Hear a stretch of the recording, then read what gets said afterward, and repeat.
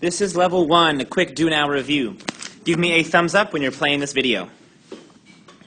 Okay, number 1, how many feet are in 4 yards? Well, hopefully we have this memorized. If not, we need to know there are 3 feet in 1 yard. 3 feet in 1 yard. So if we're looking for 4 yards, you would have to multiply 3 times 4. Your answer would be D12.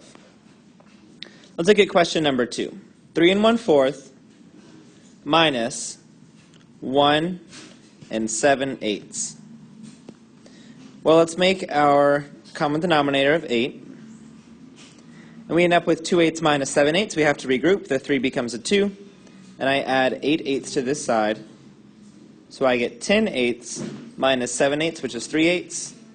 And then 2 minus 1 is 1. So 1 3/8, letter B is your answer for number 2. Give yourself a shine if you've gotten number 1 and 2 correct. Yeah. Moving on to question 3. This one was from our questions yesterday. I wanted to see how well you took notes. Question asks, he will make 3 times the amount of fruit punch listed in the recipe. What is the total amount of fruit punch in liters he will make? Well, first let's figure out how many liters are in the recipe. We have 1 2500ths. We have 2 5/10 of cranberry juice and 1 liter of ginger ale. Notice I lined up all of my place values and my decimals. Now I'm going to add them up. In my hundredths place I have 5. In my tenths place I have 7. And in my ones place I have 4. So 4 7500ths.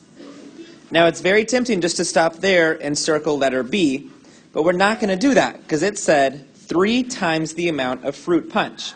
So we have to take 4 7500ths and multiply times 3. 3 times 5 is 15.